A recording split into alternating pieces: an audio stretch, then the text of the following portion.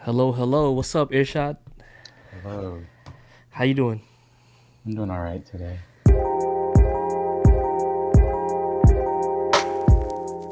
Before we go forward, Irshad is around my son's age, probably give or take a year or two. I guess he wanted to speak about his experience about growing up in America as an um, Indonesian American, I guess, right? Right. You want to introduce yourself? Yeah. I'm Irshad Willis, and I am 21 years old. I grew up in Houston for my whole life, and at 18, I joined the Navy. And so for the past 3 years, I've been outside your typical Indonesian community bubble, and so it's been up and down for me, and I've been like a Okay. freshman, so yeah. Still in the Navy? Yes, I have three How, more years. three Yeah, more years. Okay, you're property of the government, huh? I am. Yeah, Yeah. yeah, yeah. Don't get hurt. Away I from know. because I've heard horror stories. I know. Um, It's some of it's true. It gets crazy. So, yeah, yeah. I mean, I can imagine. hmm Let's just hope you don't have to deploy or anything. oh, I'm deploying soon. I'm deploying next year. So, Oh wow, where to? fingers crossed. I'm not too sure. Oh wait, wait, wait. That's classified information. Uh, Kind of. Yeah, but I somewhere in Europe, I would say. Yeah. Okay, okay. Well, inshallah, nothing crazy goes on. So yeah, what's your experience been? Where do you want to start?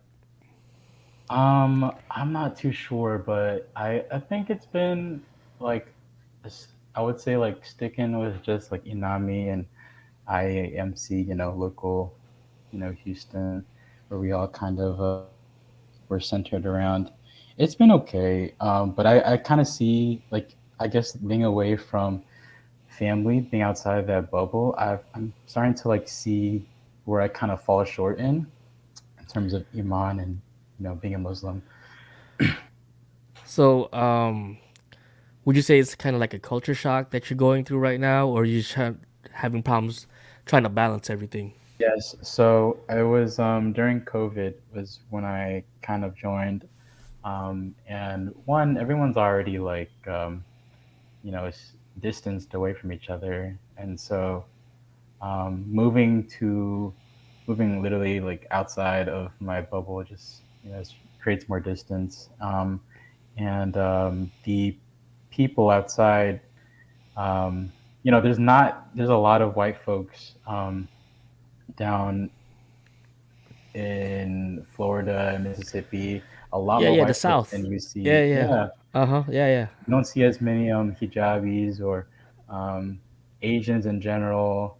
Okay. You'll see a couple Hispanics here and there, but it was very predominantly white folks, and nothing wrong with that. But just like the culture and like the way that people carry themselves is very different, and obviously, but it was like more right leaning. So yeah, it was tough at first, but right now I've kind of learned the differences. I've kind of learned like I guess more myself, and coming to terms. I'm stabilizing um, myself, so I'm getting there. Yeah. Okay. hmm So, what kind of issues were you dealing with? That do you feel like? Oh wow, yeah.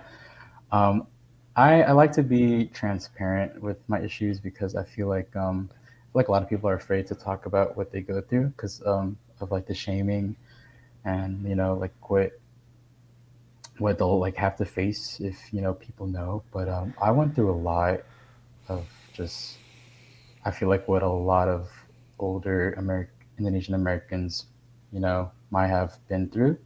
Okay. Um, From the sound of it, you're not the only one who's reached out to me. It sounds like your generation, even the one before you, like a little bit older from you, still go through the same thing, right? mhm. And maybe I'm talking ahead of myself, but like I wanted to just create an outlet where people can express themselves, Mm, and because for years, before I decided to do this, I thought uh, I was the only one going through these situations, and then more and more situations popped up with other people, and they were telling me I wasn't the only one. So something isn't right here, and something needs to be done. And if we continue to just, you know how Indonesians are like gak enak, right? Like they don't want to say anything, kind of gak enak. But if we continue Yeah. to do that, then the problems are going to continue, and and continue to your generation, and for it to continue on to like the generation after you, Mhm. it isn't fair, right? Because Right. it's just how can we be productive, um, and move forward Hmm. as a community. Um, Yeah, at I the same, agree. Yeah, I think it's also it gets messy when like a lot of these problems are like behind the curtain, and a lot, all these problems are just hidden away. They keep stacking, and then one day, the curtains are pulled out, and it's just really messy, and there's a lot of backlash that person receives from the community is just terrible. Yeah. yeah, yeah, it's very dismissive, right? Mhm. When I don't know how you are with your parents. I mean, from what I hear, it's common to when we express ourselves to our parents, it's just dismissive, and it's always becomes about them instead of trying to figure out what we're going through and how to manage it. Right. Yeah. Um, I think part of it is culture, it's ego, it's not willing to accept I I don't know. Like, Hmm. if they can't say like we should be okay with saying, well, I don't know, let's try to Hmm. figure it out together, right? And I think that part is missing. And um and it's just the connection, right? It's just trying to form that connection. And if we can voice what we need to work on, then and hopefully we can build I know it sounds cliche, a better tomorrow. No, but for real, like seriously, that's what we need. Yeah. And I understand like the disconnect. I feel more connected with my parents now because I am transparent. I've become more transparent with my problems, but yeah, I do understand the disconnect. That's like you don't want to be judged um, for your problems that maybe they can't relate to because they didn't grow up that way. They didn't grow up in American society with like all these societal standards that you face. You hear about it growing up, but like when you actually face it, making that decision is tough. And the same thing, I think your parents mainly just socialize with Indonesian people, right? Yeah, yeah. Yeah, so it's kind of like, especially with you being in the Navy, it's more out there. Hmm. Yeah, it's a little So polarizing. Yeah. I think older Indonesians have a problem with assimilating.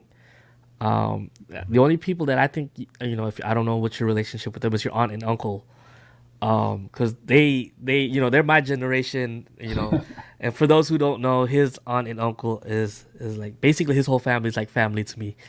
Mhm. They've known me ever since I was born. Like your uncle, your aunt, they've known me ever since I was born. So Yeah. that's how our family relationship go back, right? So, Mhm. and it's just funny how around my son's age and had the same babysitter. I think at one point, I don't know, That's or was that with your cousin? I'm not sure. Wait, really? I didn't know that. But yeah, I speaking of my uncle, I actually like look up to him like a lot.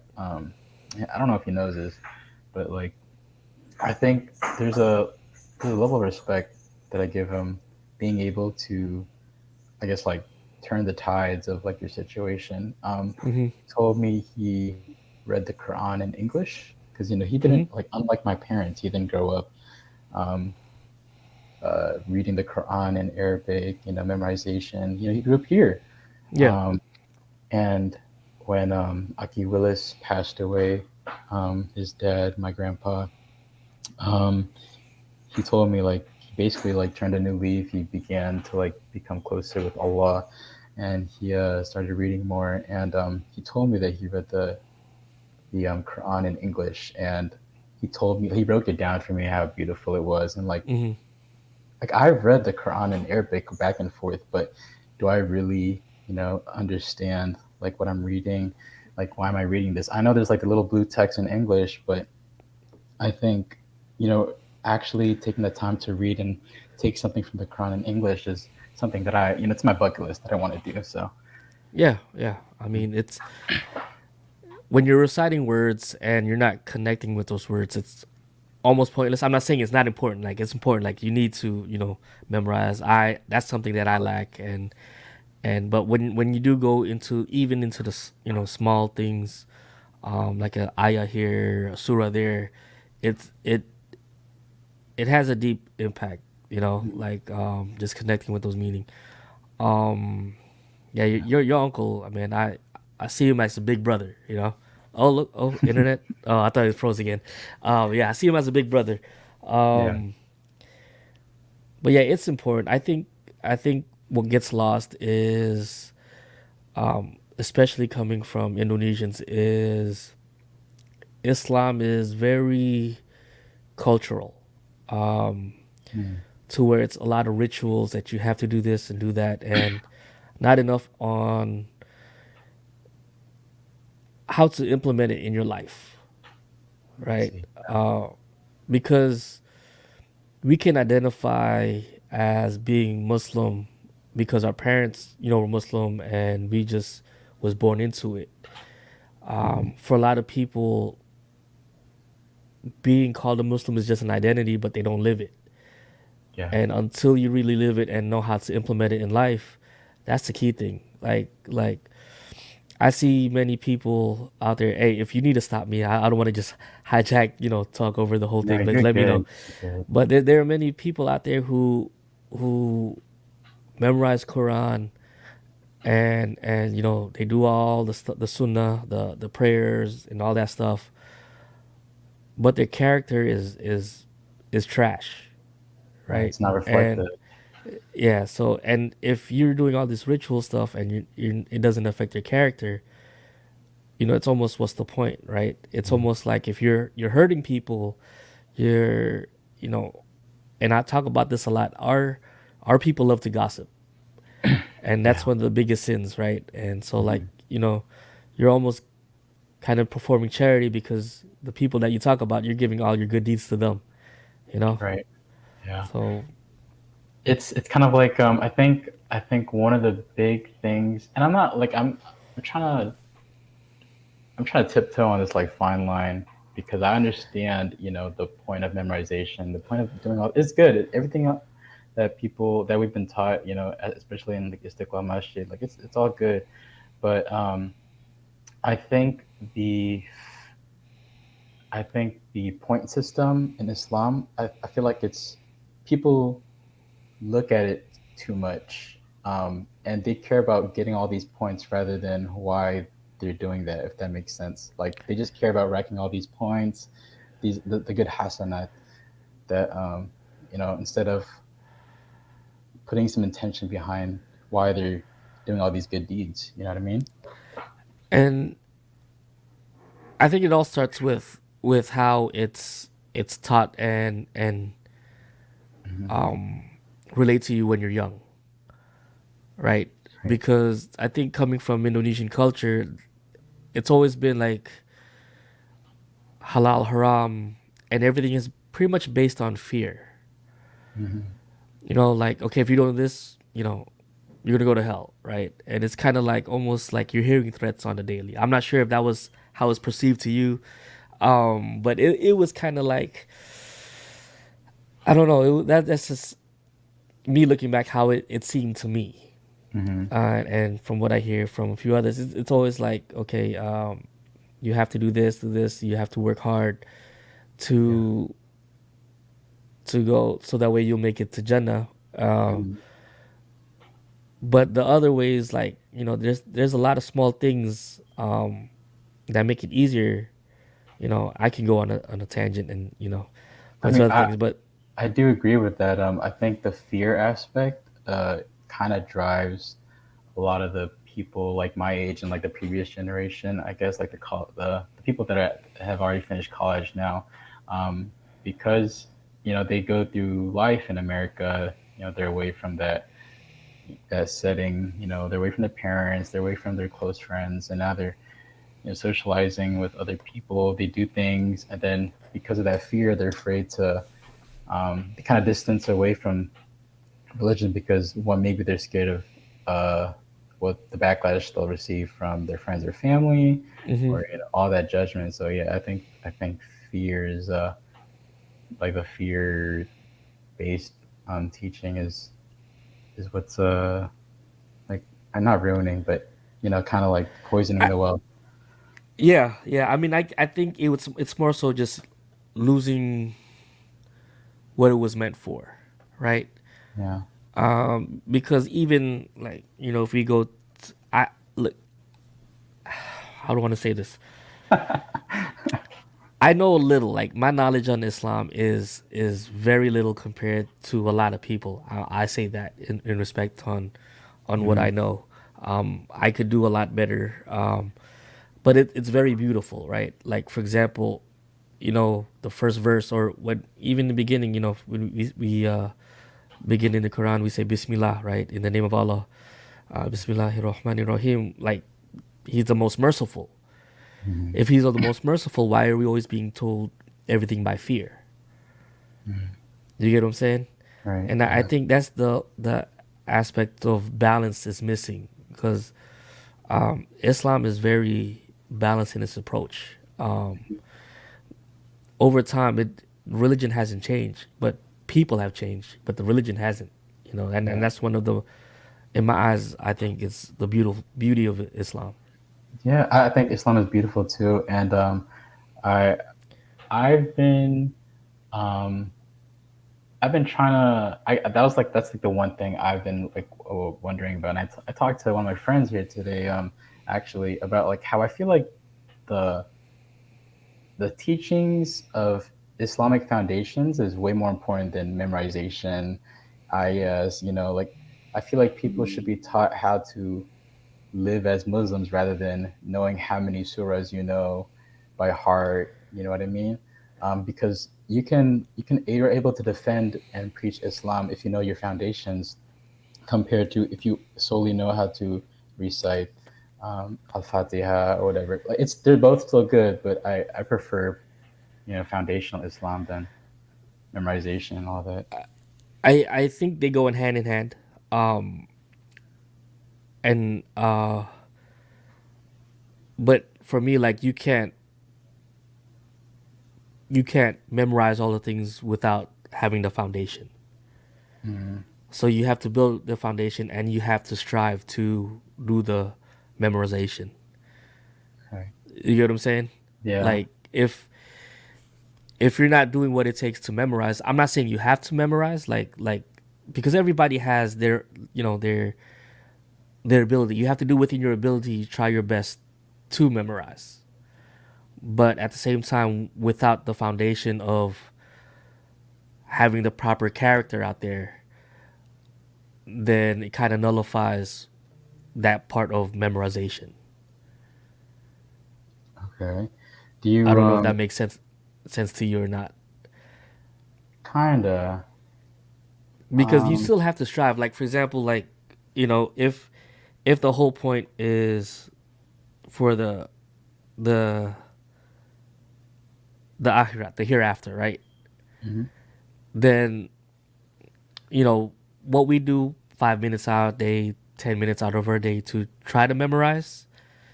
That's just small, out of how many hours during the day just to put in the effort. So the effort has to be there. You know what I'm saying? Yeah. It's kind of like um, how do I put this? Like going to work and just expecting a paycheck for doing nothing. Yeah. You get what I'm saying? Yeah, I see what you So, mean. It but does go hand in hand, yeah. yeah, so I think there's a balance to where you have to do between the two. So I'm not trying to take away from either aspect of it, but there is a balance to where, you know, if you're in your car by yourself, and you have 5 minutes or you have a long drive, instead of listening to music, you could put on some Quran and just try to memorize along right from it. You Yeah. know, I mean, of this is course, just it's they're just what we're both. willing to do. You know. Yeah, yeah. Of course, they're both important, but I feel like it's very hard to balance it. I think a perfect example at actually at work, I have a friend named well, he's more like my boss, his boss, but Hmm. brother Kuan, he's a first class in the Navy, um, and he's a revert. He's only been a Muslim for 2 years, um, and his deen, his iman, is very strong. Like he's able to, I can shoot him any questions that challenges Islam, and he's able to defend it perfectly. But when it comes to memorization and salah, like he doesn't know many of the I guess ayahs and surahs. So I would say it's hard. I don't, I mean, in his defense, he's only been a Muslim for 2 years, right? And Yeah. if he just slowly puts in the effort, that's all anybody could ask for. Your actions are judged based on your intentions, Hmm. right? So, like for example, let's say worst comes to something happens tomorrow. Um, you'll be judged on whether if you put the intention and the effort to try. Yeah. You get what I'm saying? So you know, and to add to that, you just got to remember, um, everybody's effort is based on their ability. Whenever your judge is based on your ability and what you try to do, Hmm. and not to go off, go away from. So it's just like as long as you're putting in the effort, um, that's all you can to ask for. So like for example, if somebody is putting in a consistent effort to try, that's all that matters. Yeah, that's what I think. That's what I realized. Like, Islam, your relationship with Allah is all effort. Like, as long as you try, and I feel like that hopefully you're able to go far. But I was gonna say something. My I bad. totally forgot. No, no, no, you're good. 1 second. Oh, I was coming from this. I guess the reason why I'm not trying to separate the two. You know how he says go hand in hand, but I'm trying to come from an approach of like a kid attending Saturday school. Okay. I feel like it's overwhelming for a 9-year old. Who just wants to come to the masjid to have fun and play basketball, whatever. Um, Hey, and I understand. I completely understand. and it's Um, like I feel like we should, because it's a lot for the kids. I feel like we should prioritize some things. and I look. I can't speak for what goes on. I never attended one. Yeah. Growing up. I think Errol attended for a few years. When he Yeah, I was remember. younger. Yeah, he was Um, right along me, right yeah. alongside. So Um, even at that, and I'm not gonna bring up somebody's name, but someone told me they brought their kids to I think it was IQS, I think at the time. mhm. And the ladies over there, the teacher was very judgmental. They were telling the mother very rough or in a rude way that why doesn't your kid know this? Why doesn't your kid know that? Mhm. Instead of taking the time and effort and just sitting down, okay, this person might need a little bit more help. So, you know, that's why sometimes I'm not very keen on some of those schools. I mean, Yeah. may they get rewarded for the good deeds, but sometimes the some of the teachers could handle things a little bit better, right? And Right. especially when it comes to just Indonesians in general, I I have a negative view of it growing up, right? Because a lot of the people in the community are very judgmental. You don't know something, and it kind of plays with your I wouldn't say is it self confidence or self esteem. Hmm. I don't know if that's the word. Like your dignity. Morale. Yeah, Oh, well, not your dignity. You're not doing anything wrong, but just I would say self esteem, right? Mental okay. health kind of Yeah, thing. yeah, You know. yeah. I, I, that's what I was thinking. About like, I feel like a lot of it could be better, but I also try to remember like, we were there, or at least Ariel was there when you gotta remember it's literally just like parents, Indonesian parents volunteering themselves, right? Yeah. It's a bad experience for one could really ruin it for all. But I mean, I try to be, like sympathetic, not sympathetic. What's the word? I guess like understanding. Like Understanding. Yeah. Yeah. Yeah. like people are trying. Not everyone's a bad parent. Not Oh every yeah. Muslim's a good Muslim, but we all I try. mean, You yeah. know. Yeah. No, I understand. I understand. Yeah. But um, I guess for me the biggest thing is accountability. Yeah. If you have a lot of people expressing that you're doing something wrong, you should be doing what you can to fix it instead of being dismissive. Yeah. Because if Sorry. oh man, this is like some scary movie type of things, man. I know. JC coming out the back door. I had to close it. But yeah, that's my thing. I think my concern is, um well, I'm not sure about your son, but a lot of my friends, when they leave high school, they're no longer attending the Saturdays. This is coming from someone who they attended Saturday school, right? Yeah. They no longer like practice it, and I always wonder, like, why? We've been doing this for 18 years. I mean, I find myself, struggling sometimes, and I'll admit it. But you go to college, you work your own job, or you just like I said, like you're outside. Like, why is it? I'm thinking it's the fundamentals. Like people just they weren't like hammering on the fundamentals, but a lot of teens and young adults like stray away. You know? Um, I I I think I know why, right?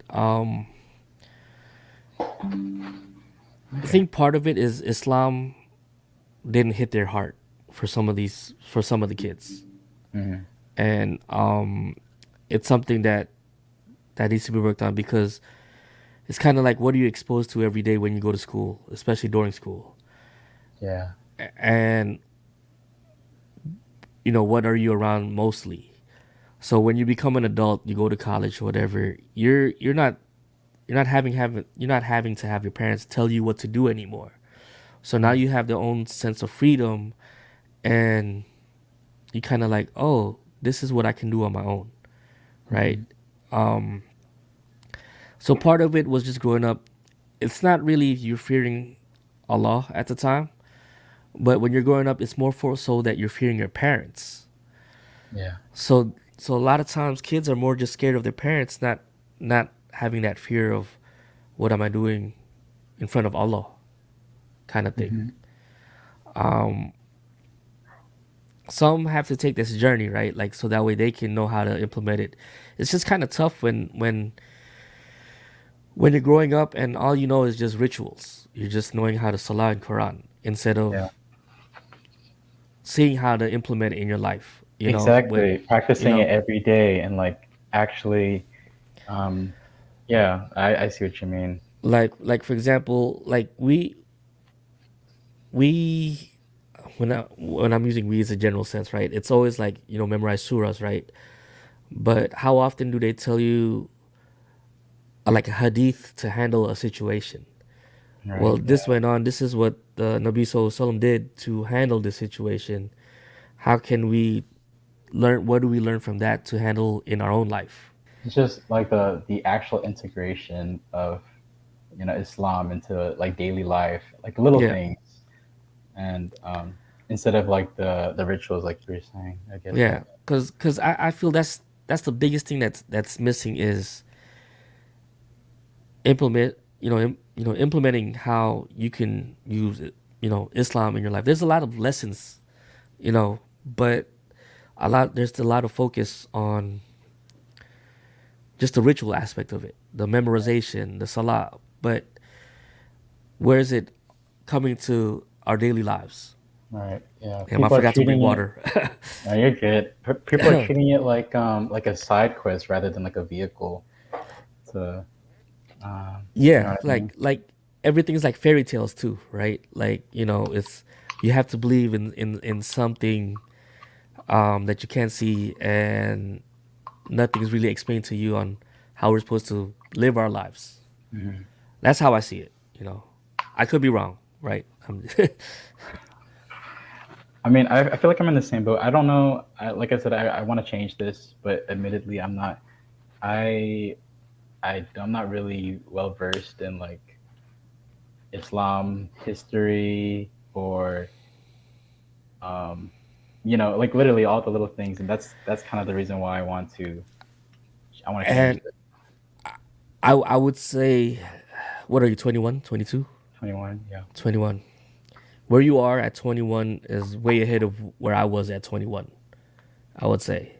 So we all have our path. I mean, maybe you just need that aha moment for you to look into it. Some people just need that thing.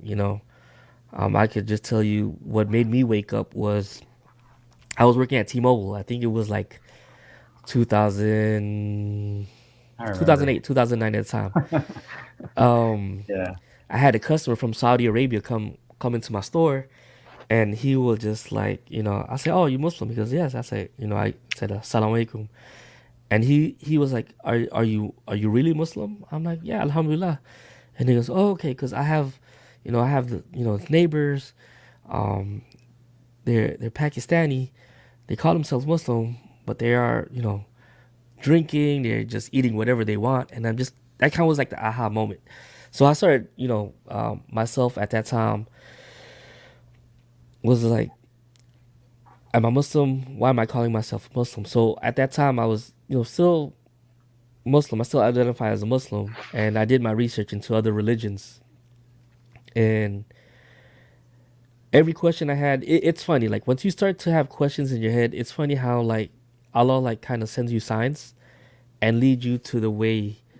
If you're sincerely looking for the answer, Mhm. it's funny how it just pop up. Like I would have something in my head I didn't know the answer to, and I was just like, and then I'll go to Juma, and the Imam is talking about what I was pondering Thinking of about. it. Yeah. Yeah, and then I'll be like on YouTube and something I had question about, and then I never said it to anybody, and the next video would play something related to that. So it's just kind of funny how Yeah. things go into place, or like I'd have a conversation with somebody and bring something up, and it's just like I was like, wow, if you're sincerely looking for the answer, it'll come to you.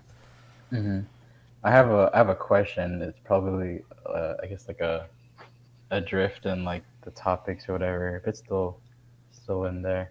Hmm. Um, how do you feel about, I mean, since you're a father too, and how do you feel about like dating in like you know in Islam, or as an Indonesian American and growing up as a Muslim, dating? Um, my son is 20, Mm, and I can't really.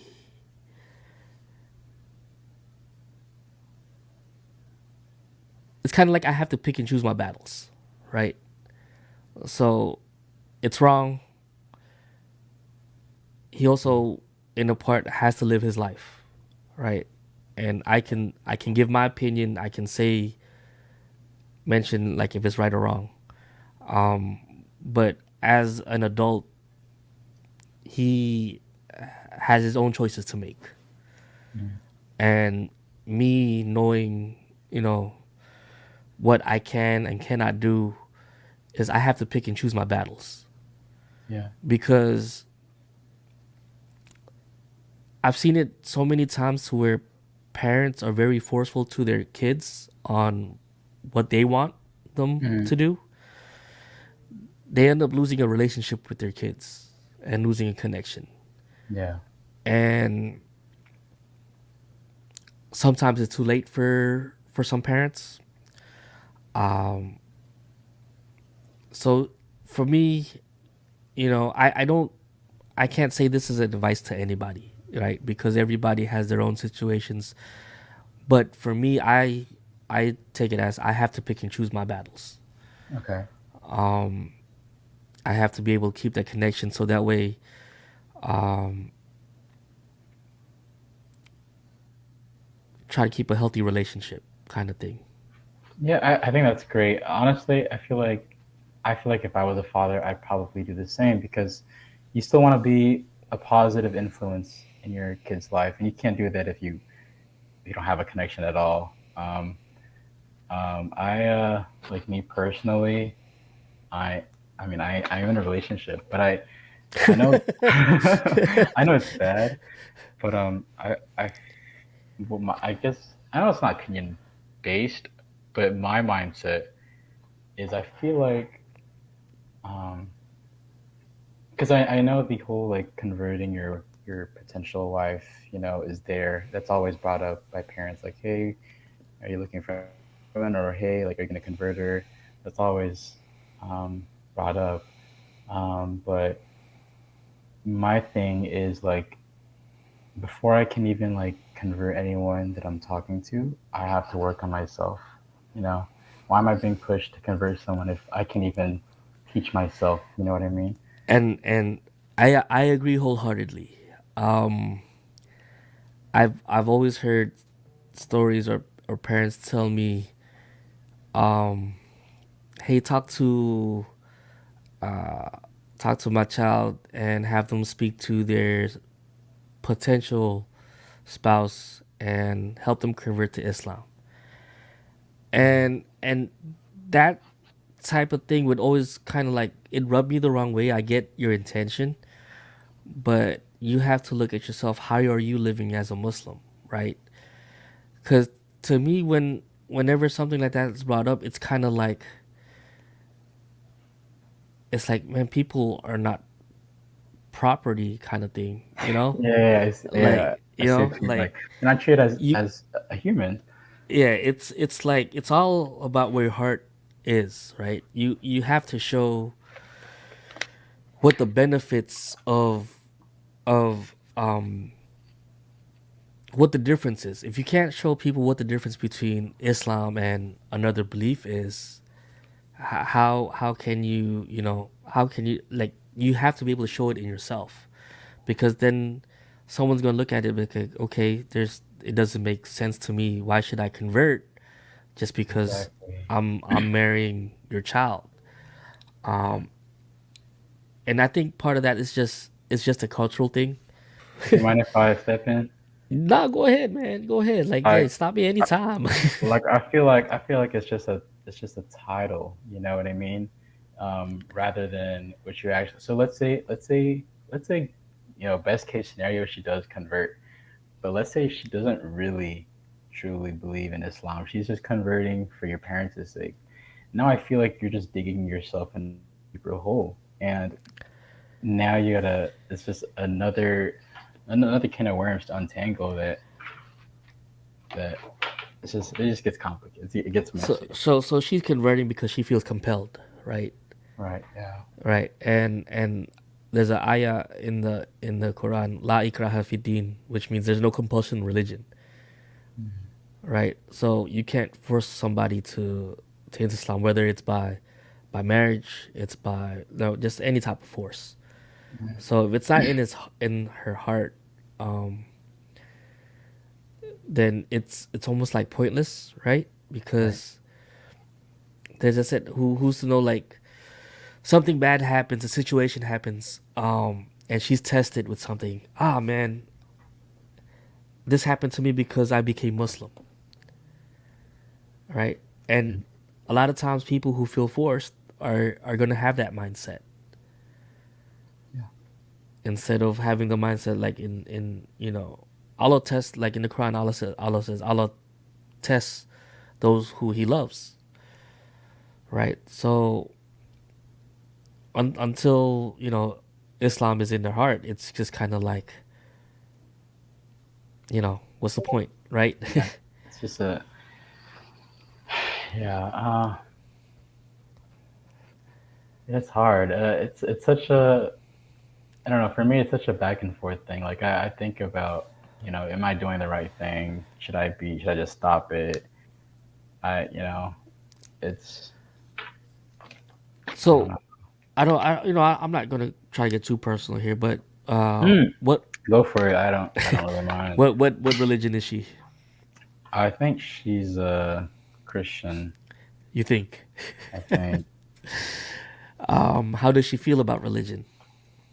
she's not, I don't think they practice it too hard, but, Has a conversation ever come up with you and her?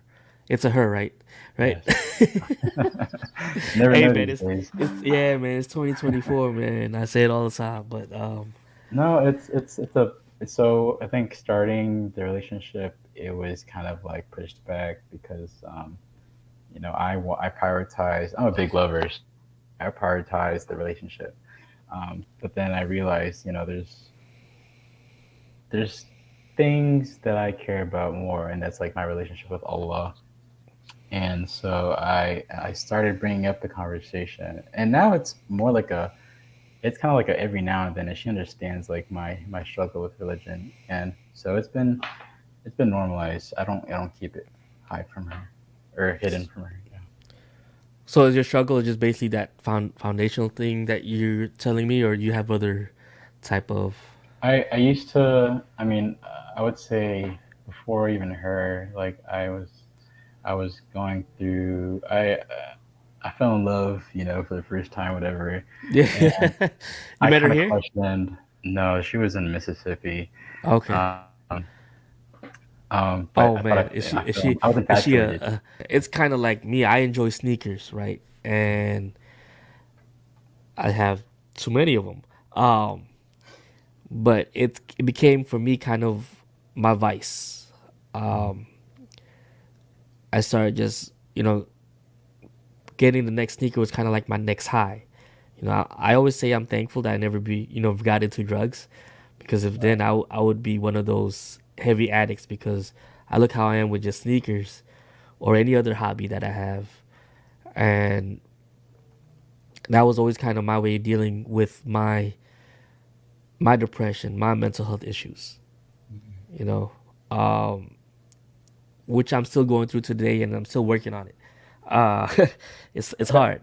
could I mean, So I don't want to pry, but could I ask, like, do you know, are you aware of the source of, I guess, like your mental struggles? yeah, I am. I know where it starts from. Like I Is it a bunch of little things, or do you have like a, it's a bunch of little things accumulated, and a lot of stuff still goes on. It's a little better now. Um, I could, I'm probably gonna be a little vulnerable here. Like I could tell you, ever since I was, even before we moved to Houston, we used to live in New York. I mean, I would probably say sixth or fifth or sixth grade. Like I've always had thoughts of self harm, and those thoughts never go away. I could tell you, like it's hit me that hard to where like there those thoughts are still in my mind. Like I could just be watching TV or something, and it'll pop up in my head. Uh, and Alhamdulillah, I have my wife, I have my kids, and that's what pushes me through it every day. So yeah? I know what's the main cause of it, and it's something that I still go through every day. Honestly, like, do you ever, like this? I don't want to like make this about you. No, no, it's cool. Hey, and I'm like an open book. Like I've come to a point to where I've had discussions with other people in private and going through the same thing that I've been going through, and so I'm more comfortable talking about it now. And me now going forward is just learning how to deal with it deal with it and move forward. Like I'm not trying to point fingers at anybody. I'm not trying to make excuses. I'm all about trying to better and fix myself and make sure that these same things don't repeat itself. Like I'm trying to break that generational curse, That's good. Yeah. you know. So that's why this podcast, whatever, I've had this in discussion with other people for like the past, I want to say 2 years, 2, 3 years, maybe 2 years. And just now recently, I just started to get the ball rolling, you know. Yeah. Yeah, I mean, I see your page all the time. It's just like I see like how motivated you are, with the camera work and all Oh the videos man, that you do. You know what I mean? So oh like, man, I appreciate it. Yeah, it's just all the stuff like with like photography, videos. mm, That's like my new way of dealing with my mental health. Like it's kind of my therapy. yeah, I see.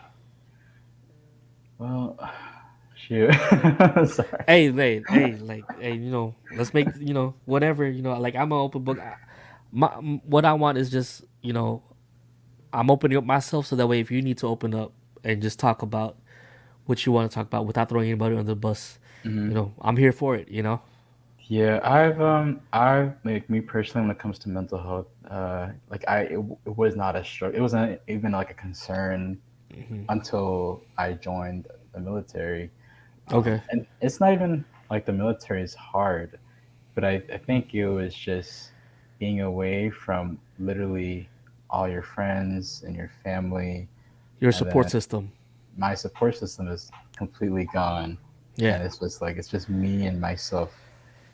Um, and I feel like a lot of my friends can't relate to what I'm going through, and hmm it's like that loneliness that you feel despite having people there. It's like it's the worst type of loneliness because you can really feel it. yeah, And it's like there's it's little things too, so it's like it shouldn't be something to be sad about.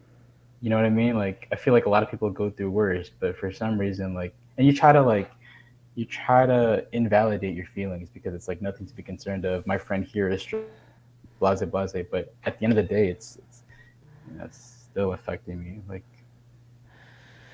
majorly. so when yeah, I totally understand where you're coming from because when you feel isolated and um you feel like you can't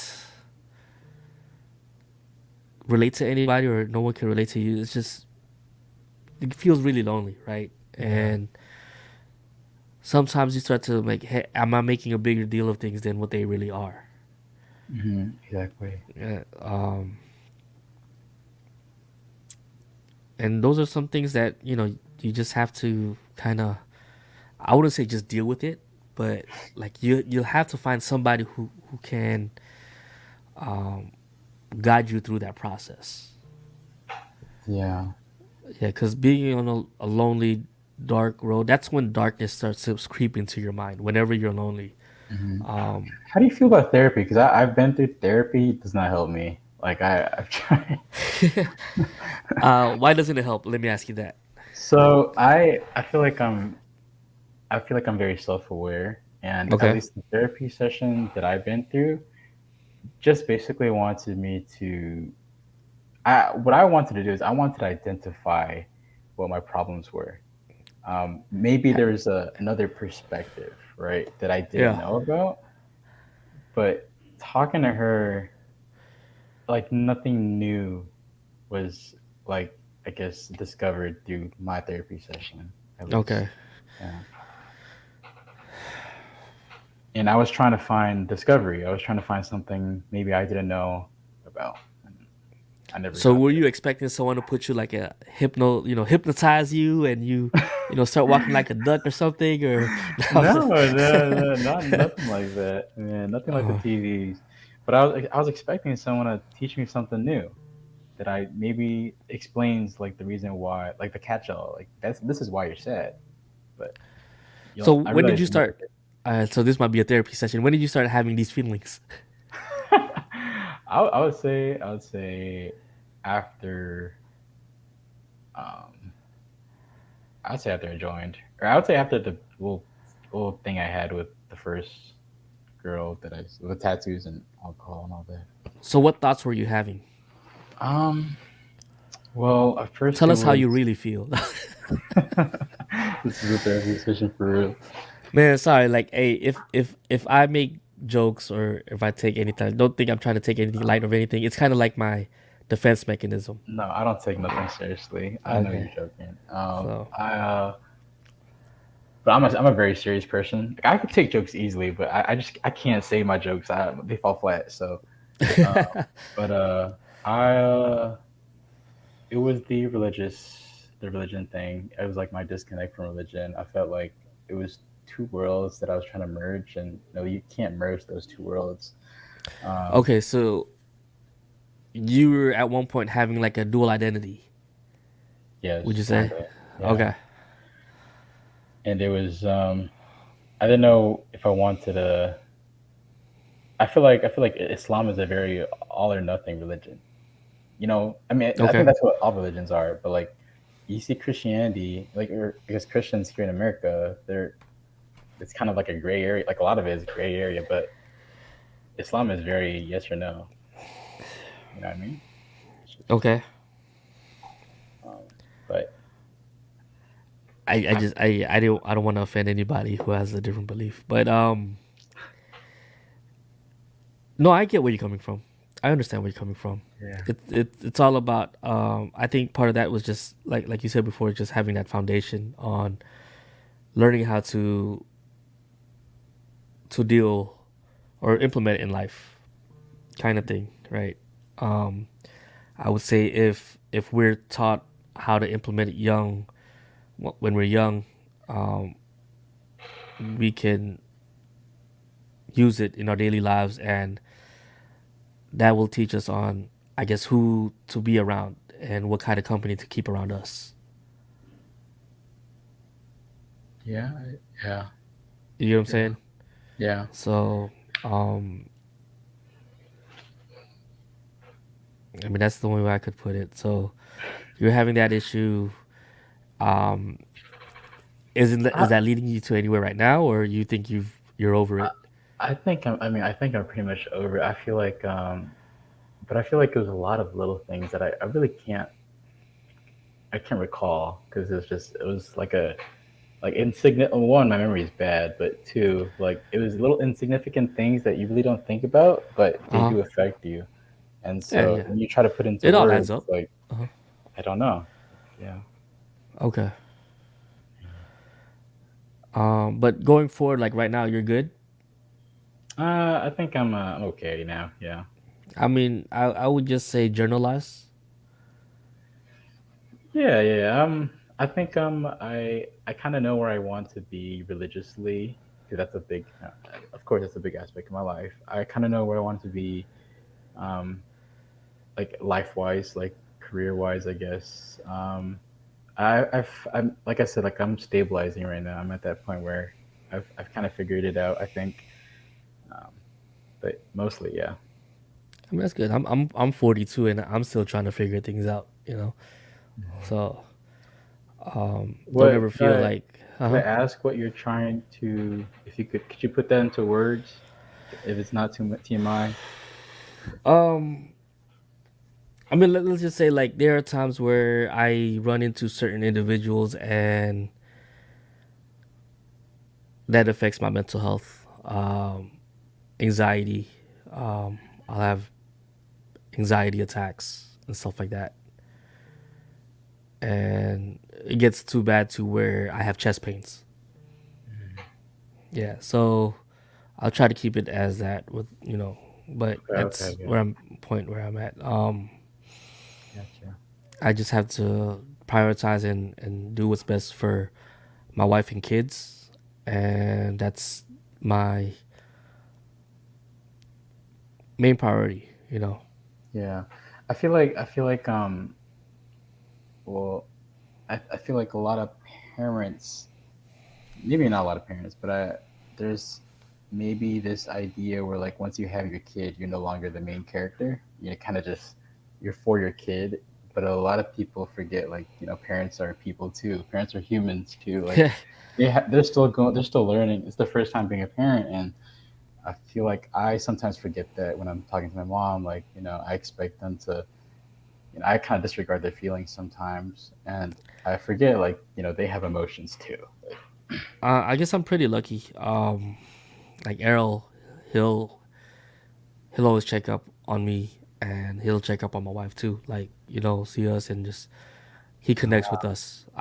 In my opinion, right? I don't right, know, but like he's pretty, kind of try to stay aware of, but you kids are still knuckleheads, but um, yeah, he's pretty keen on being thoughtful in terms of how where my wife and I are. that's good. Yeah. Yeah. Hey man, how long are you in town for? I'm in town for about a week, but I'm spending most of it with my girlfriend. Okay. So Oh, so she stays here. she's here. Yeah, she's here. Okay. Yeah, we've been doing long distance. That's been Yeah, I can imagine. How's yeah. your relationship with your parents?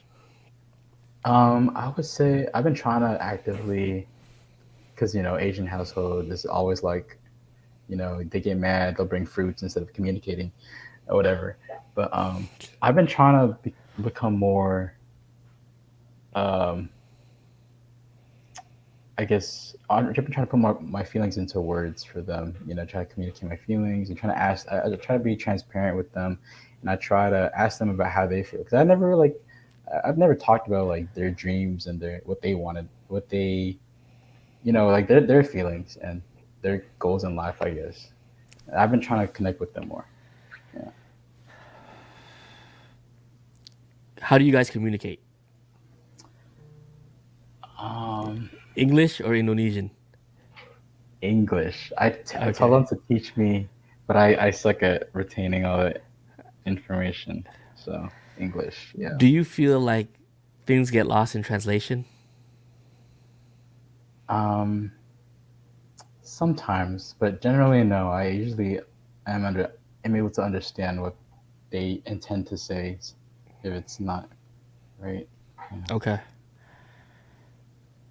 Do they ever talk to you in Indonesian?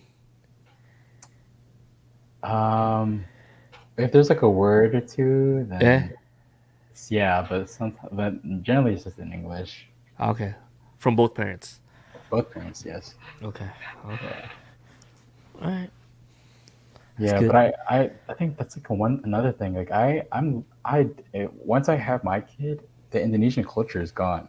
I don't know any Indonesian culture. Like No, I understand. That's gonna be the tough part. How do you want to hold on to that Indonesian culture? I do. I feel Okay. like culture is I feel like for all families, like culture is another piece of identity Hmm. to hold on to, and it'd be Yeah. cool to have that unique aspect in your family. But shoot, it's gone It with me. Like it's going to be hard. I could tell you from my personal experience. Like my wife is Indonesian. She's from Indonesia. She Mhm. was raised in Indonesia, but I could see that a lot of I can tell that when my kids have kids, a lot of the Indonesian culture is gonna be gone, right? And this is come like, have you been to Indonesia? I've been there twice, yes, but like as a kid, in someone else's house. I didn't really have my own free will to go out and stuff.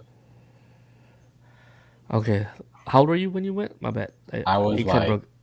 I was like 6 the first time and then 12 the second time. So Okay, okay, yeah. I mean, and I'm saying my kids have seen my parents' village, and even with that, I feel like once they are their own family, they're probably gonna lose their Indonesian culture. So yeah.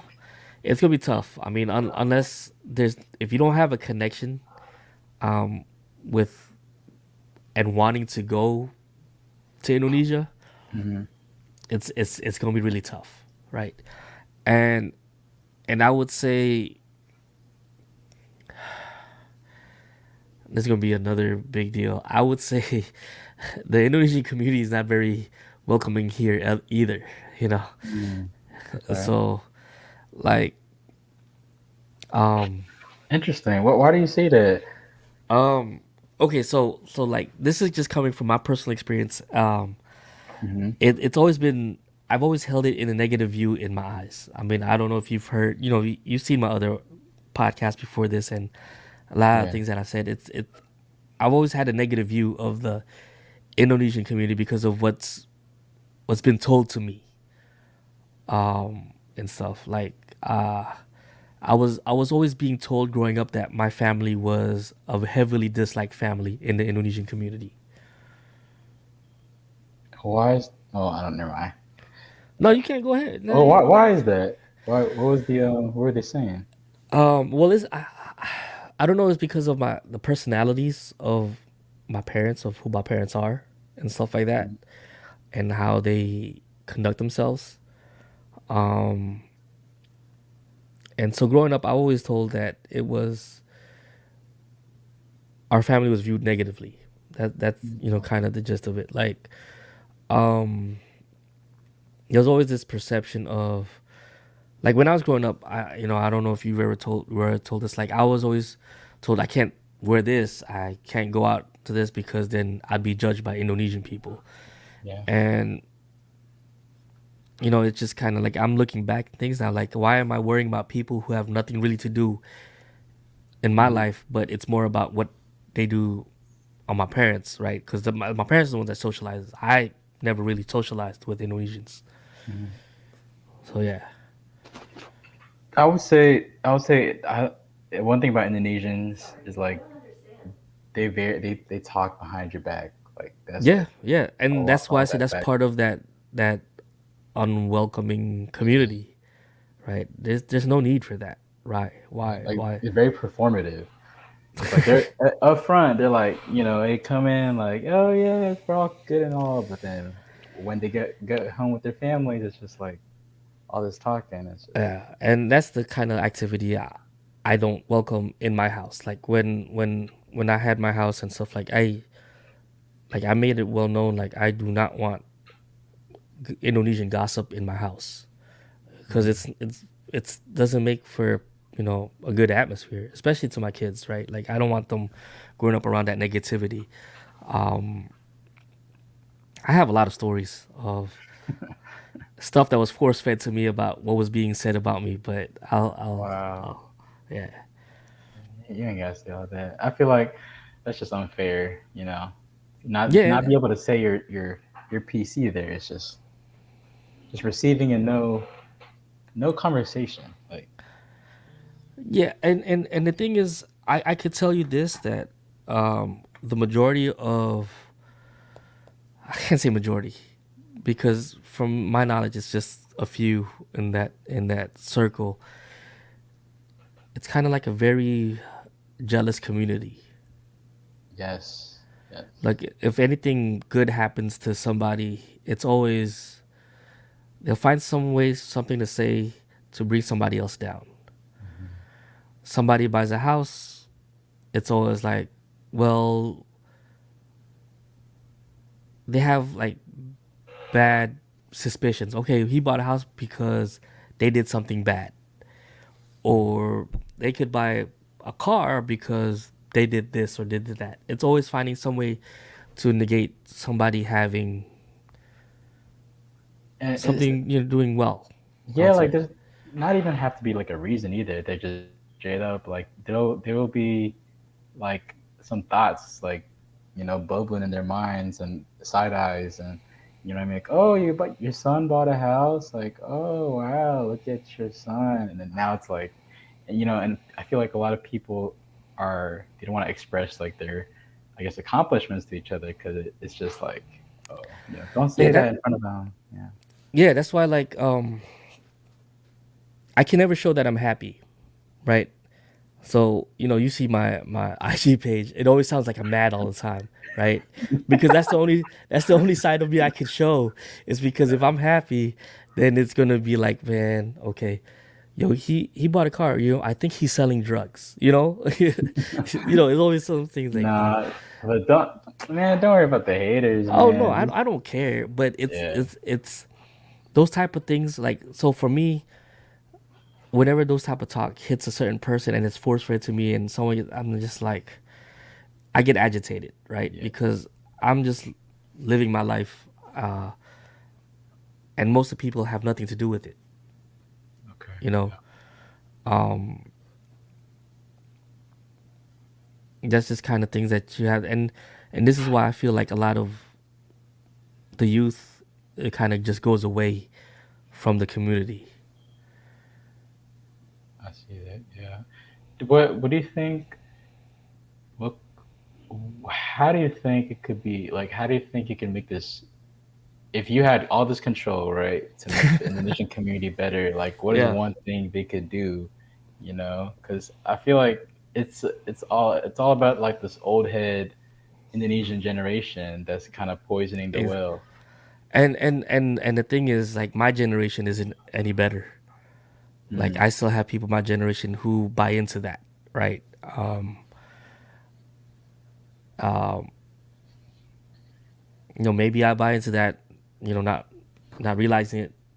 Maybe this is something I'm just trying to force change, but it's just not accepting, not finding it acceptable. You know, that's the yeah, only way that things can change. It's like, okay, this type of habits have to stop. Okay, there's something wrong going on. Let's change it. It takes somebody to do that, and people willing to change. yeah, You know, um, I could say we're very prideful people, right? So, like, if something doesn't go, or something goes against what we're normal, or what's, I don't know, I have what a we're used to. story. Yeah, Yeah. yeah, yeah, yeah. Go ahead, man. This happened really recently, Okay, and I don't know if it's safe for me to just say. I'm not gonna say names, but there was two Ibus. This was last time I came here, which okay, was like a couple months ago. But there was two Ibus, and they got into a fight at the masjid during Ramadan, I think, because one Ibu they weren't doing it their way. They wanted okay. it their way, and Yeah, that it's just kind of that's what it sounded like. Like they weren't doing yeah. it their way, and like everyone is so like, oh, you gotta follow my method, you gotta follow my method, and it's just funny how like to see that happen in real time. It's just yeah, It's.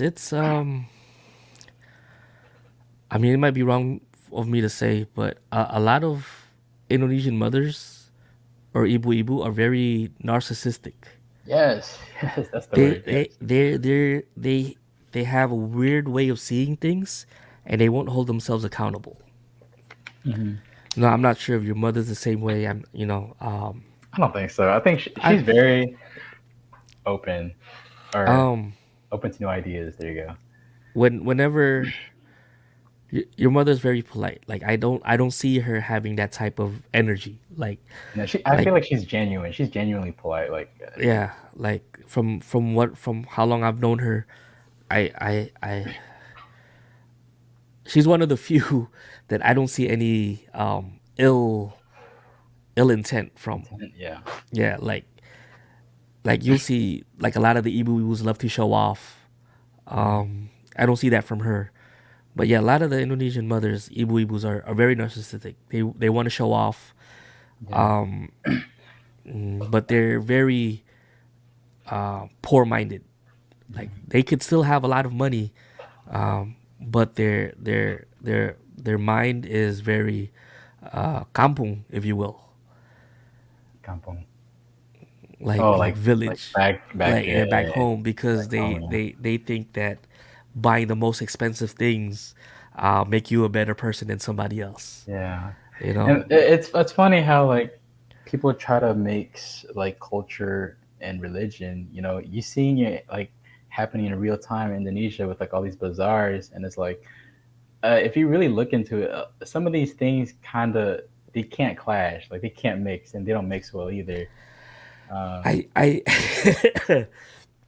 a lot of like, things that some of these people do are very un-Islamic, hmm and but they're used to it because since it's okay in Indonesia, they think that it's part of the religion, yes, right? So when you tell them about what Islam is, or it goes against whatever, they're very dismissive of it because they don't want to feel like they're wrong.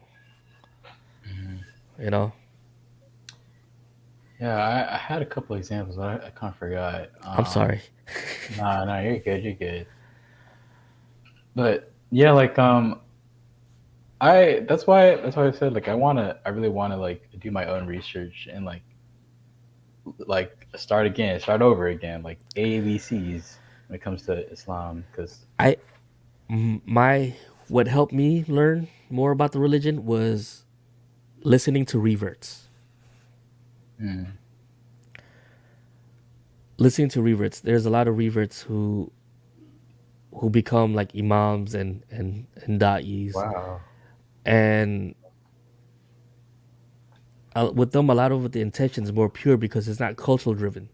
hmm, So exactly, once you see what's like the sunnah, you see how beautiful it is, and what goes against not goes against what culture goes against religion.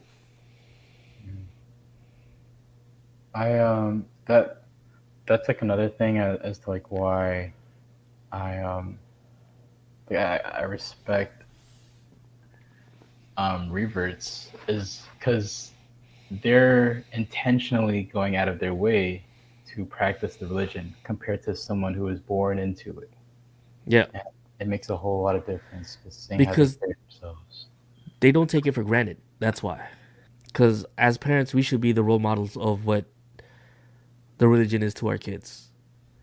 Yeah. And if we're not portraying it in as a father, you're the imam of the house, and if we're not portraying it in a way that connects with our kids, that could be the issue. Or like you said, the foundational Islam part, right? If the foundation isn't there, more than just the rituals, then you'll have people who probably take a different road in their journey. Hmm. And inshallah, they come back, they just may have to see, hey, I'm going a different path. Some people will have the same finish line, but a different road to get there. Yeah, everyone it's crazy because like um I feel like I feel like growing up in America, like lot of bad things just could happen, and I don't know. It's just a lot of people take different roads. It's, I don't know. I don't know what I'm saying, but yeah, it's just Hey man, I'm trying to move out of America. I'm gonna be actually honest. Yeah, man. Like trying to go to Indonesia. uh so the plan is inshallah, like if I can get everything in order, like my finances and stuff, I number one is Singapore, and if not, Malaysia. Why is that? Why is because English is more spoken over there, so I can probably easier Well, communicate. no, but like, why move out of America? I I'm very cryptic in my thinking. Okay. I I just don't see it on a good path. And I've said the same thing for anybody who's known me. I've said the same thing for the past at least 10 years, Okay. and I just feel like ever since like COVID, it's been on a downhill slope. Well, that's very vague. Can you like when you say downhill slope, you mean like society wise, Society wise, financially, like financially, it's getting there, right? okay. You see, things are getting more expensive, and it's harder Yeah. to keep up with expenses. You look at what's accepted as behavior. What wasn't acceptable before COVID is acceptable now. Mm, Um, I mean, just like right now, I turned on the TV. I went to Nickelodeon, and then you have people twerking on TV. yeah. Just moral standards. I feel like is going downhill, Yeah, right? that's true. And one thing, like if you ever look into history, and I've always made the comparison of America like modern day Romans, and one of the things that kind of was part of their demise was the decline in ethics and morals. And I feel like that's the trajectory that America's on right now. Yeah, I see. And it's very um, it's very opposing to the religion because I feel like honestly I feel like Islam is a very conservative religion. Like it's very you know what I mean. It's very traditional, It very is. I tight. wouldn't say traditional. It's very conservative.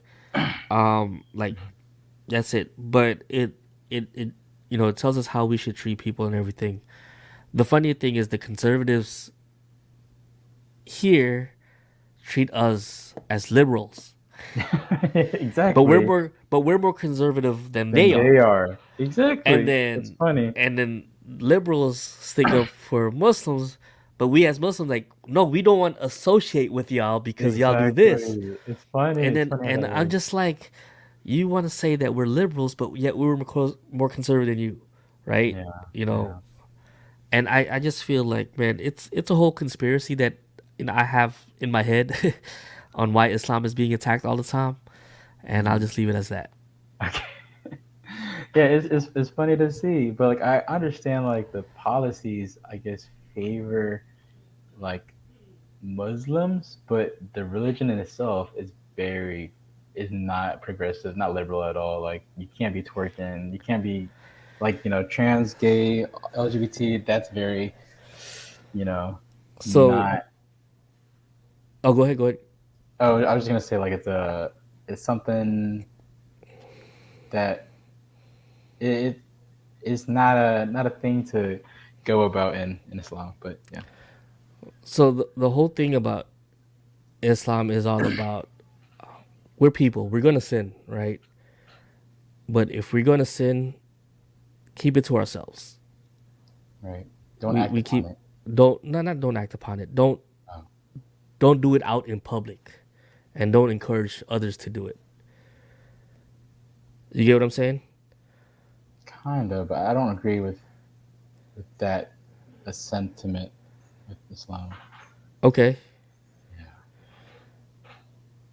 Uh, Go ahead. Like, Oh, elaborate. so like the I guess like the well, when I was taught, and I don't know if this is, I'm pretty sure this is the ruling, but when it comes to like LGBT, if you're gay and you're also Muslim, but you like the same sex or same gender, um, whatever, yeah, whatever. Go If you like ahead. the same gender or whatever, uh, you're allowed to. It's okay to like them, but you can't act upon it, whether that be private or in public.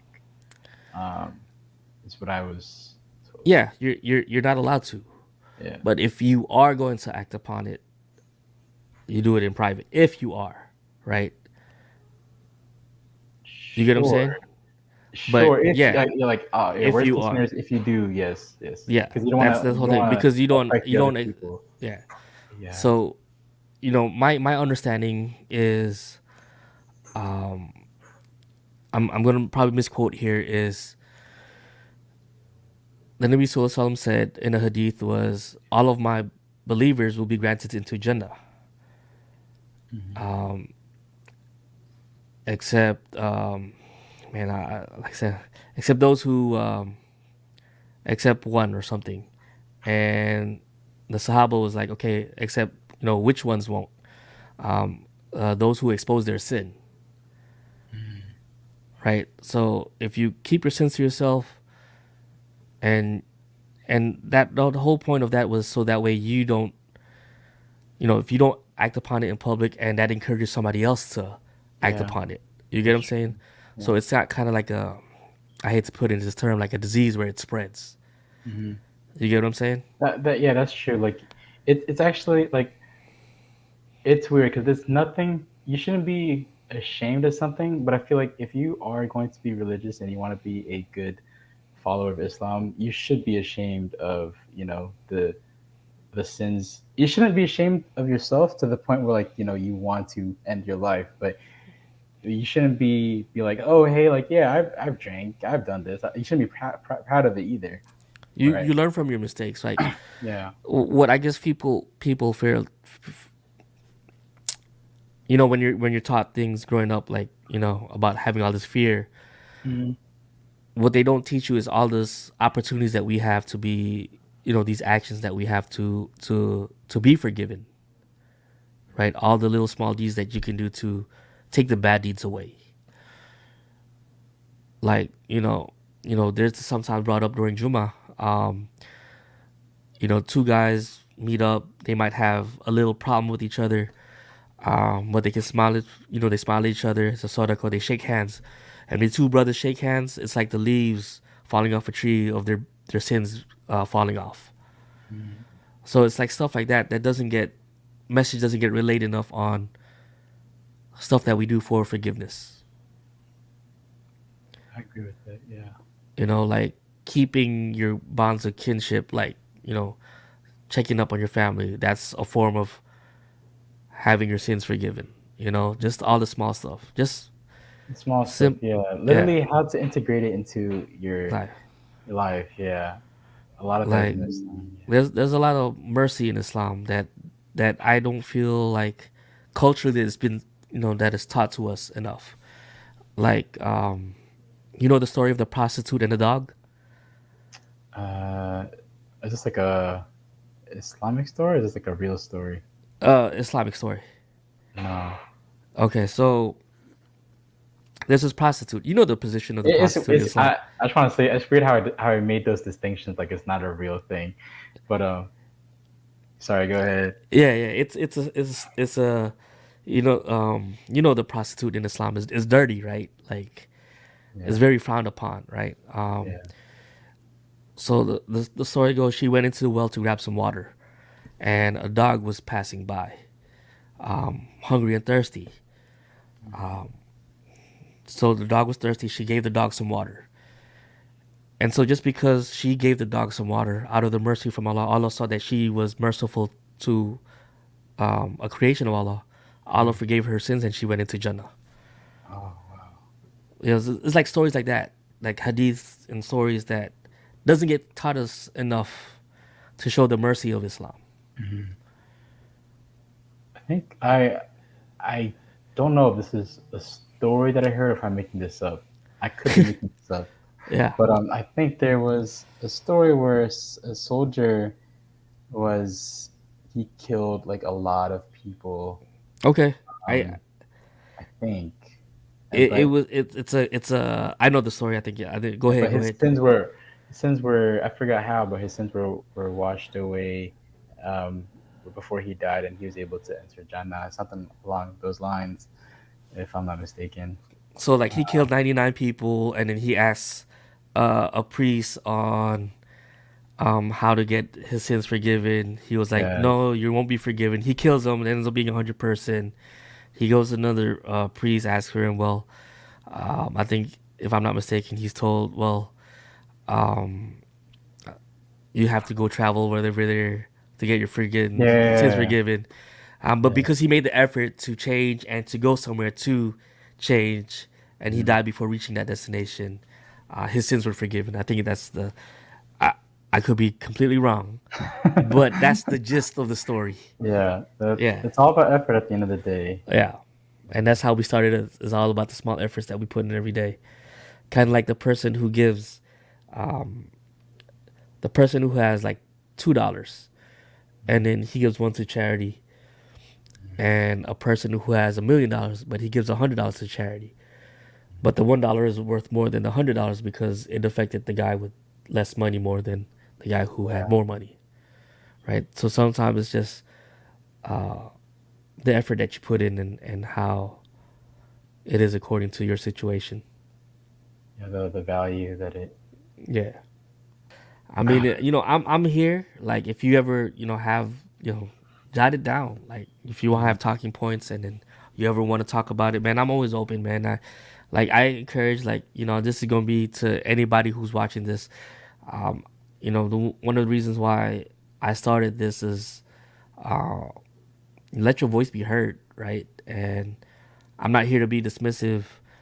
Um, I'm here to offer, maybe we have the same point of view, maybe we have a different point of view, and and and just be heard. And just if we just a closed mouth won't get fed, right? So if you're not gonna say anything, then it's not gonna fix a situation. Silence is probably the worst thing that we could do right now. Yeah, I agree. I feel like a lot of people just like again that stigma, that fear. Yeah, They shouldn't be afraid. So I mean, I understand if if someone's still living with their parents and they have that fear, but if yeah, slippery slope. Man, it is. I It don't. is. But Thankfully, yeah, my mom is very. She understands. Like I've talked to her about everything that I've told you and that's good. more. So That's good. she understands me. Yeah. Alhamdulillah, alhamdulillah. Just tell your mom I said hi. Okay. That didn't sound right. No, Tell your parents I said hi. yeah. That's better. There you go. Yeah, I think Yeah. I've only met your dad once or twice. All right, bro. So, I mean, It was nice anything talking before? to you. Yeah, Yeah. likewise, man. It's just like a conversation, man. And Yeah. I I appreciate you, no Eric. problem, man. Like where you got my number. Yeah. Let me know if you ever want to pop up. You have any things you want to talk about? All right, man. Take care, man. I'm All right, you go too, to bro. sleep now. All All right. Good right. night.